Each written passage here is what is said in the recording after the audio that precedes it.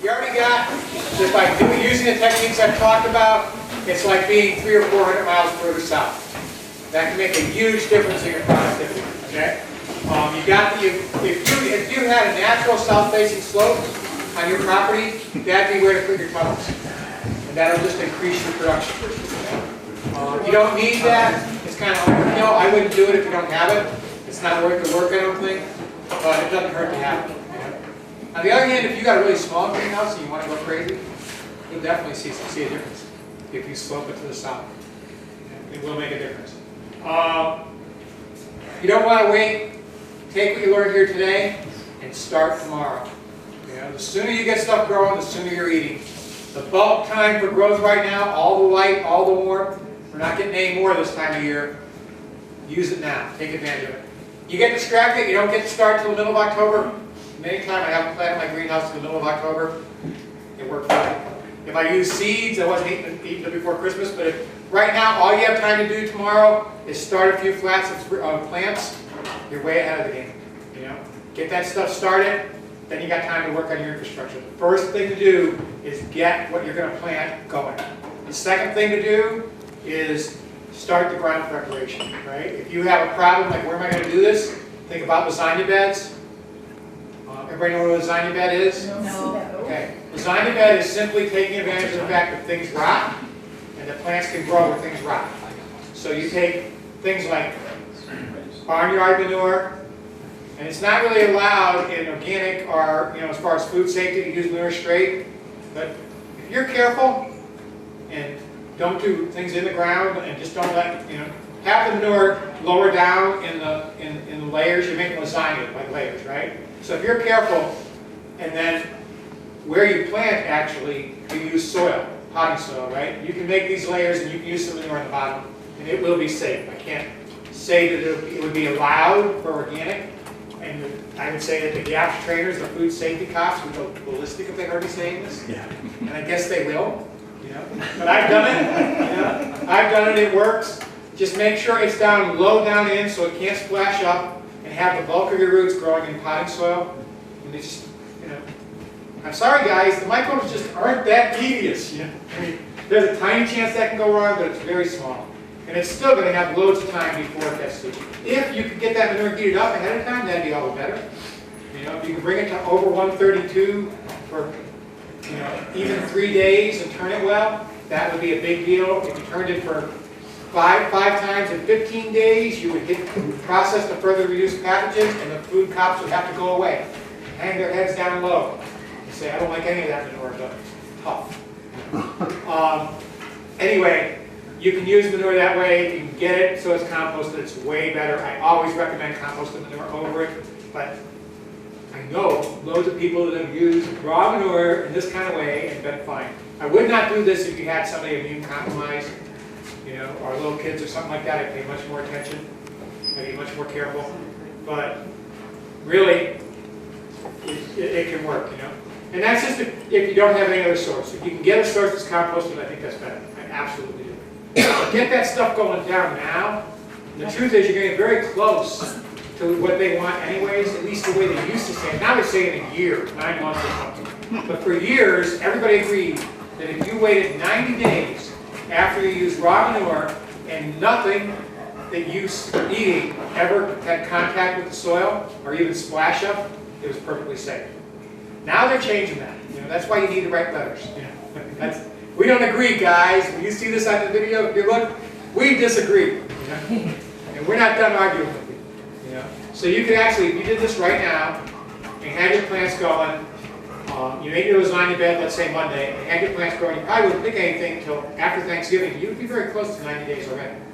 And then you would be safe by current standards, not by the new laws they're talking about, but by current standards. Anyway, enough about manure.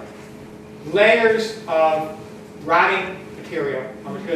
Grass clippings are gold.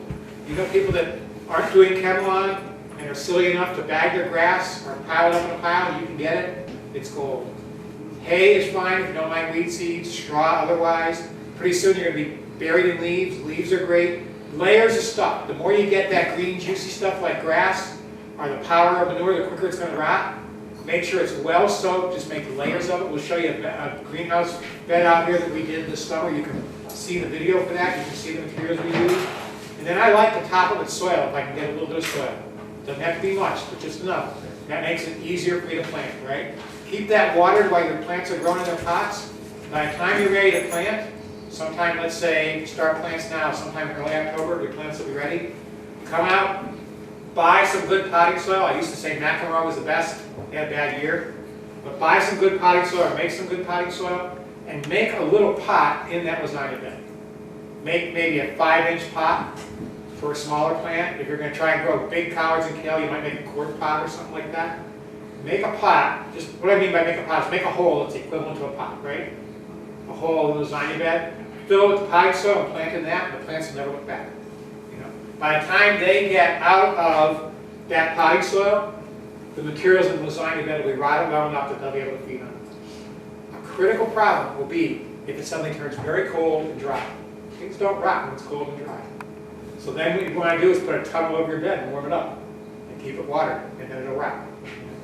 That's the lasagna bed. You can do that putting cardboard down first, not allowed in organic, by the way, but there's something in the glue or something. I mean, frankly, I think microbial activity is going to clean up whatever's in cardboard. And we're talking small O organic here.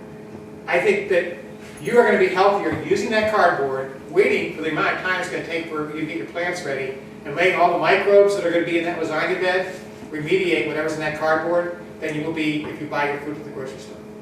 Hey, Patrick? Yes. Where do you get the mycorrhizal inoculate? Seven Springs Farms sells it. And I think most of the catalogs now carry it. You just put it in. No, put that on your roots of your plants. It's very expensive. Put it right on your roots or right on your seed. You do not want to spread it to the whole thing. Once you're growing your own onion patch, you can then pull up the onions and shake some soil throughout the bed, and that'll be fine, you know. But as long as you're buying it, it's like $41 for a container about this big. Treat it like the expensive stuff it is, you know. Patrick, could you say it again a little slower, please? Who, The me? name of where you get it? Yeah, we couldn't say. Seven Springs Farms. Seven Springs. Okay, thank you. So they don't have it this season? They might, you know, they might. Tell you the truth, they may very well have it. I don't know. They do. They do. There you You go. have it? Yeah. See, I don't really go there. I order with Seven Springs and delivery.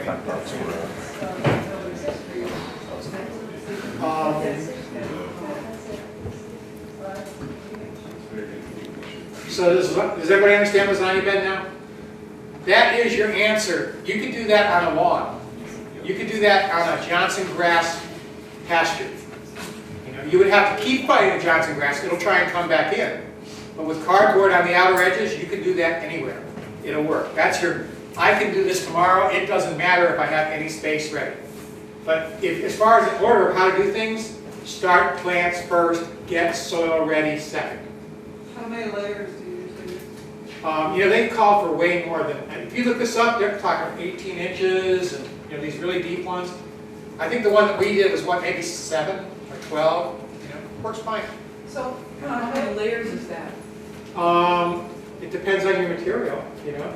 It's all going to compact, you know, so I think we did about probably a layer of like leaves, and then some compost on top of that, and then a layer of weeds, all the weeds we find in the garden, and then some straw on top of that, and then some grass. I don't think we do we have grass. I don't think we didn't have grass, you know. So we just did leaves. Just did weeds, you know. But they're the same thing, kind of juicy green. And then I think we went back to leaves, and then we did some more compost, and then we topped it with we had some pond muck. We had some pond muck, and we topped it with pond muck, and we mixed compost into that, you know. And we planted it, and those tomatoes are still the best producing tomatoes in the greenhouse. You know what Zeth does is he puts mushroom spores Oh yeah, in the bed so that it helps break down the bed quicker. absolutely. Yeah, I think he did mostly King Stratigraria, and so they were eating everything up, and then at the time that it was the right temperature to come out, and they come out then. So That would work. enjoying your garden. There's an article on Carolina Farm Steward Association done by Chad Tradcotter talking about that. If you want to Yeah. Using the King Stradferi or Yeah. using the just? Both, spores? using wood chips mainly as a bed, and then King Stradferi as the nut. Yeah, we were actually just throwing twigs and, you know, like all kinds of twigs in there and even rotting wood, rotting pieces of wood in there. Now you're just talking about Google cultures. Yeah, Yeah, but that's, you don't think that that's good for this is to get volume? well, the issue there is surface area. Bigger logs have much more surface area, I mean, much less surface area. Smaller pieces, a lot of it, eventually might cause a fungal tie-up of nitrogen. Because the fungi need that nitrogen to break.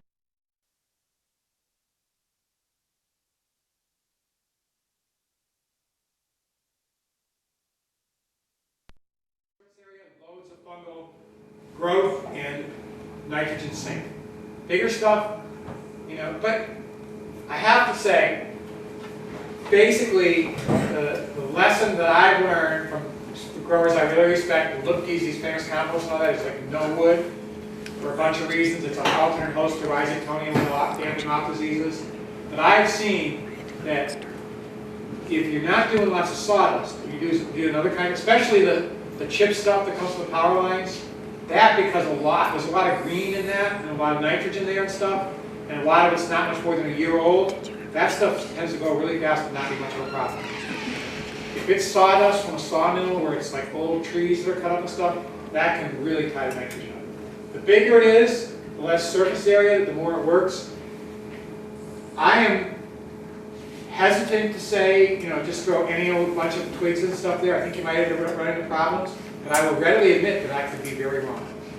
You know, that and it just depends on the microbial mix.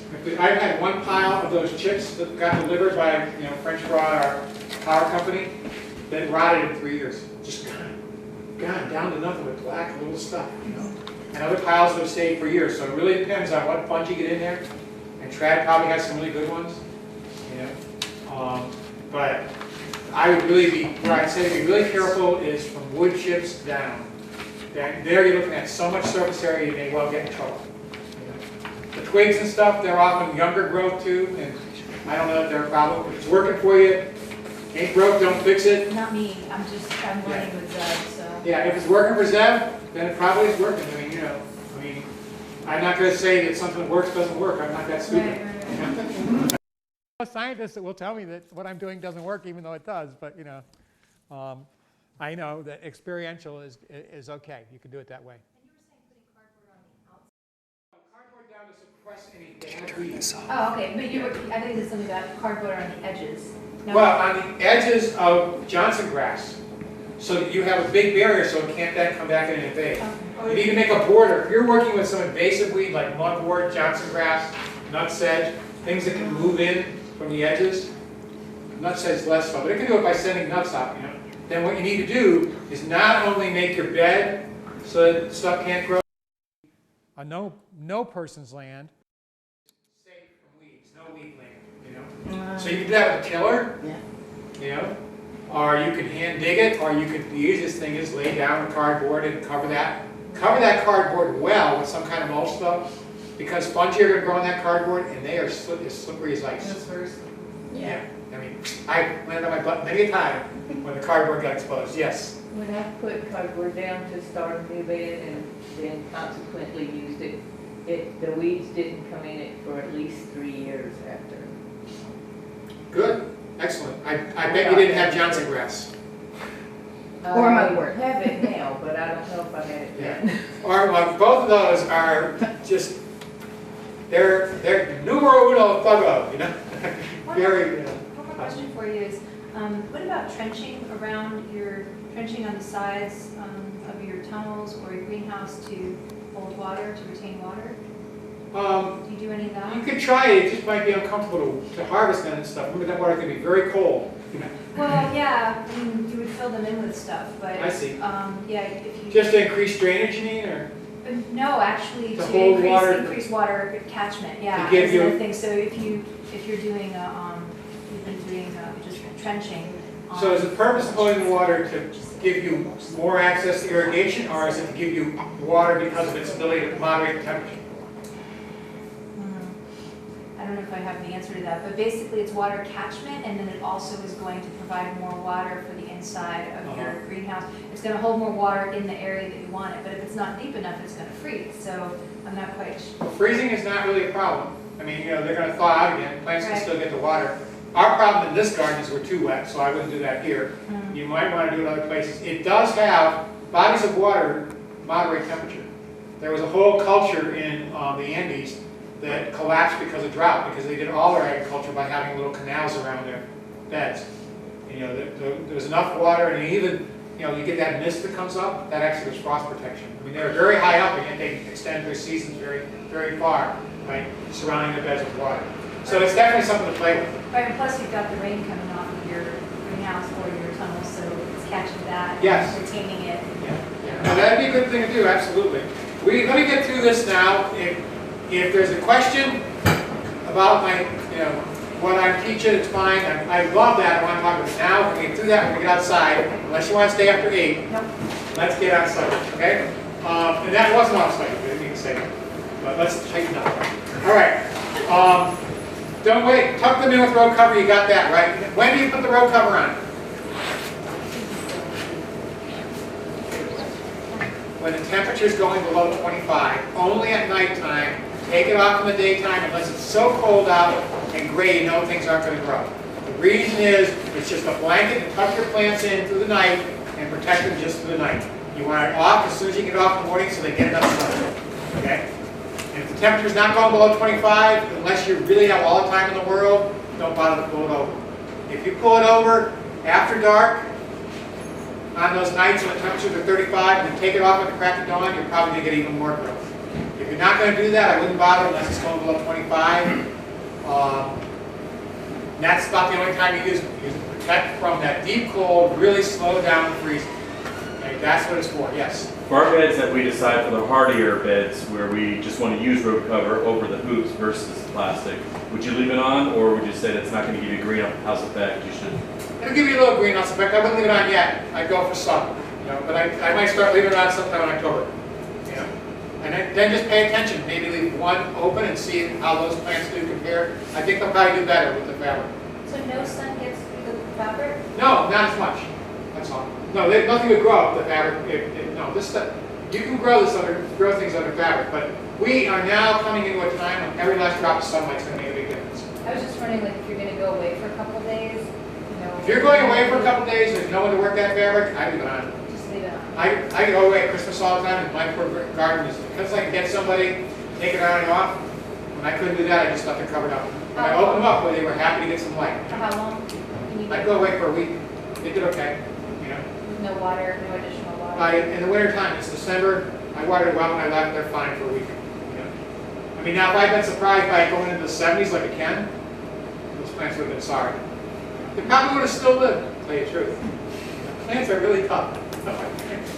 They're really tough. We can mess them up, but they're not as, you know, they are not like fragile little infants. They are designed to survive, and they figure it out pretty darn well. And so this is the same discussion. The more you maximize the heat and the light, the more the growth, right? It's your call. It's your call as to how much energy. You know, you get to decide. You're in charge. But if you're not happy with results, spend a little more time covering and uncovering. You know, make sure you have that plastic on. Let it warm up in there before you open up the ends. Let it get up into 70 before you open up the ends. That's going to make a huge difference. You can speed things up. It's all got to do with how much time you have. You got to go to work. Got to be at work by 8. Probably can't do that. You know. Okay. Don't over fertilize. Why? Nitrogen, right? You don't want toxic plants. This time of year, go light on the fertilizer. Compost is actually a great thing to use right now. That's another whole discussion about when to use compost. December 10th to December 15th, harvest at the end of a sunny day. Okay?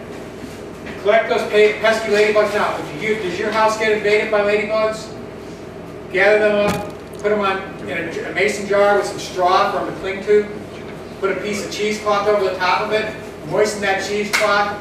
Let them get up there and get a drink from that moistened cheesecloth. Don't get it too wet because you'll give them a chill. And then put them in the fridge. It'll smell good. But that's okay. Leave them in there. When you see aphids in your greenhouse, don't dump the whole jar. Just take a couple, put them where the aphids are. Don't bother doing that if it's going to be freezing cold. If you're in a warm spell, they'll go around, they'll lay eggs. If they get to eat well, they'll get optimistic, they'll lay eggs. They might even get some to hatch out, and they'll give you control. If you know somebody that complains about ladybugs, say, let me solve your problem. Go over there with the dust buster, you can suck them up, you'll kill a few, but a bunch will live.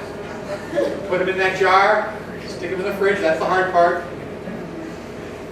Once you got a nice cold garage, that'll probably work, but they need to stay someplace well below 50 to be in diapause.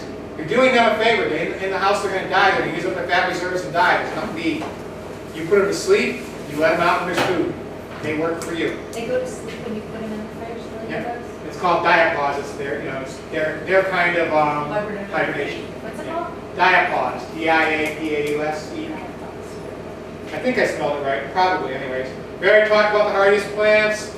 Stars, the ones that I really notice the difference the most, and this is very subjective, of course, but rutabagas, winter grown, I eat them for breakfast.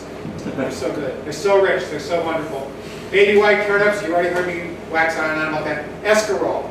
If you've yet to develop your taste for bitter, grow escarole. It's probably too late this year, but give it a try. Get one of the faster ones. Well-grown escarole. Get a good Italian recipe for like cooked escarole with pasta and cannellini beans, garlic olive oil. Just so rich, incredible. Rape, I don't know if you can find seed that's not contaminated anymore, folks. It's really criminal what they've done with genetic engineering. Don't get me started. But if you can find seed you trust, rape, when grown for a salad mix, is nicely hot and sweet as can be.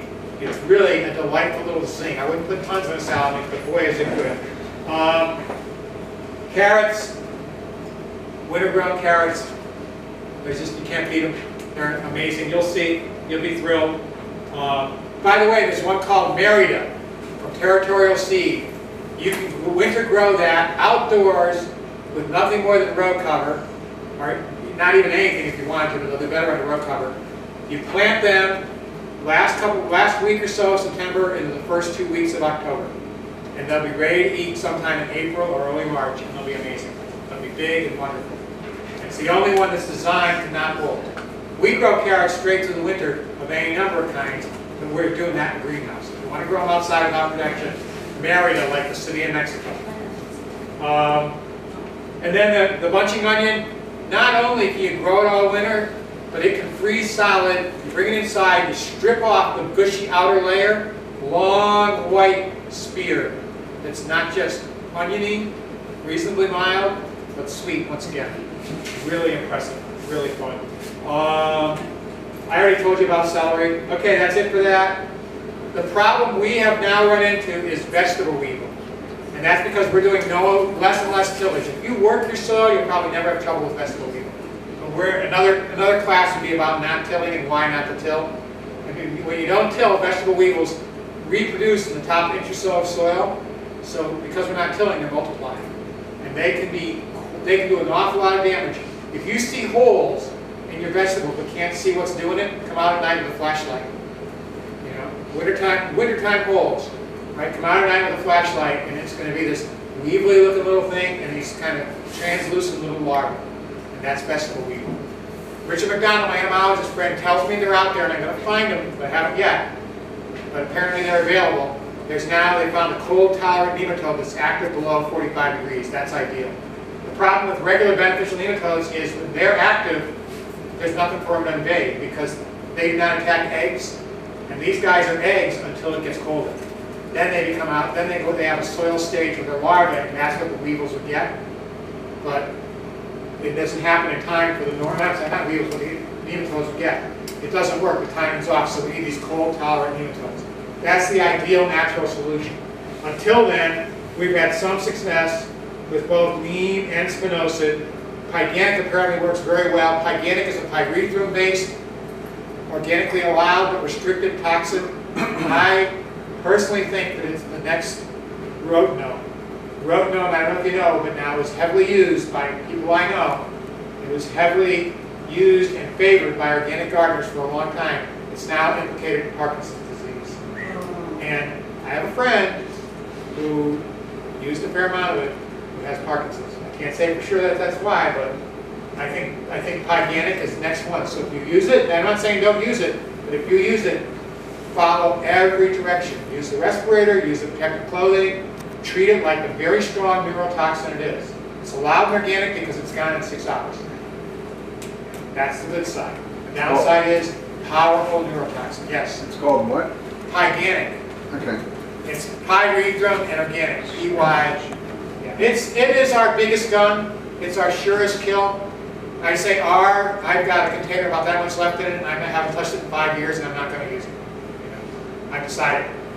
Why I got turned off to it was my favorite independent media source is the Mountaineering Information Network. They had an article there one time about parents would kill their kids with it, and kids would kill their pets with it.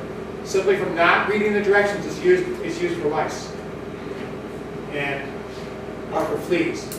And if you don't read the directions, it's too strong. So neem on the ground as well as on Yeah, neem on the ground. You can saturate the ground with it. Neem is actually, by the way, the only that I know of organically allowed and effective systemic. You can actually use neem as a systemic, and it works very well. So you can drench your ground, the whole plant will take it up, and the bugs are gone. It just takes them away. I'm hoping we can do light treatments early on and not have to use very much of any of this stuff. I don't like using pesticides. I mean, organic pesticides may be allowed in organic, but there's a reason why they work, and that's because they're toxic to life. And, you know, we got 97% of the same genetics as bananas. I bet we got more of the same genetics as with vegetable weevils, and I bet you that a whole lot of what hurts vegetable weevils hurts us. So treat all toxins, even though they're organic, treat them like the poisons that they are. Don't get too comfortable with any poison. We don't know what we're going to find out next year. So that's vegetable weevil. You might get some powdery mildew on the brassicas. Go after it fast with things like millstop or regalia. Or, millstop is potassium bicarbonate. It's expensive if you're a small grower to buy it, but you might do fine with sodium bicarbonate. That might work. Just changing the pH enough to stop it. But try something. You might just try compost tea with seaweed. That might do it. But if you don't do something to stop it, it will eat up your brassicas. It usually doesn't come in until after solstice, but it can be a problem. That's about the only disease that I know for that time of year. Look at that. Did you say what disease it was again? Powdery mildew. Okay, powdery. Cut and come again. Does everybody know about cut and come again? Thank you. You're very I welcome. have to run. Thank you Okay. very much. I'm glad you got out and looked at the garden. We're going. Okay, thank you so much. Cut and come again is where you don't ever pull your plants, and you don't do what people used to do with lettuce, which is take the outer leaves. Instead, you take the whole plant, just grab it up in a bunch, cut it down to about 1 inch above the ground. Give it a light feed, or don't give it any feed. 10 days to 2 weeks later, come back and cut some more. If you take the outer end leaves, the message to the plant is, I'm going backwards, time to send up a seed stalk. If you cut it back to where there's no possibility of making a seed stalk, it just tries again. So it's way more productive. Why keep growing, regrowing root systems? In the wintertime, you might be able to cut and come again the same lettuce plant anywhere from 3 to 6 times. Same arugula, same tatsoi. Eventually you'll see that they're going to just say, oh well, it's hopeless, I'm going to make 15 seeds, and they'll send up a tiny little seed stalk. But the first thing they'll try to do is get ahead of steam again before they do that. So it's very, very productive. I think it's the most productive way to grow. Even with romaine lettuce? Any one of them will do it, yeah. Really? Yeah, the first, where I learned about cut and come again was from one of those, like maybe the European seed cattle, I can't remember what it is now. But anyways, it begins with an H, I think. And they were selling Balinese lettuce. It was romaine. That's a cut and come again lettuce. I thought, wow, this is a special lettuce that can do this. I'm so lucky to find this lettuce. It turns out to be anyways. They just decided to call it Balinese lettuce. They probably couldn't sell it any other way, I don't know. It worked fine, but they all do. I don't usually do it with crisp head, but it'll even work with crisp head.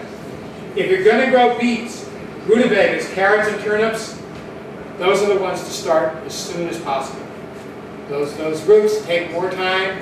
Try to get them going this week if you possibly can. For all of them except for carrots, you can start them in 6 packs. to start themselves. Carrots, if you got any soil that's ready, do it there. You know. You can also, by the way, simply roughly work soil and just haul in some good soil to plant on top. They may have a few forks and stuff, but they'll work. You know, and they're worth it for the flavor. They're totally. And then, by the way, if you think your soil's kind of rough when you plant carrots, then go online, learn about making compost tea. Give it plenty of compost tea. Those microbes do wonders for rough soil. They really, you know, all that life, they make tiny little holes. The tiny little holes are all roots need. They don't need that fine stuff we're looking at. They just need those ways to get through. You know, so if that life is opening it up a little bit, it makes a huge difference. Feed with seaweed as often as you want. There's hardly any nitrogen in seaweed, and those high minerals are very good. So foliar feeds, more foliar. If you drench with seaweed too often, you might get salt damage. But you can foliar feed once a week easily in the winter. And it'll give a nice little push to your plants. We don't, by the way, but I ever have and had good effect. We've got enough fertility in the soil that we don't need to. Do your part to localize the subtropics. Let's go outside and look around.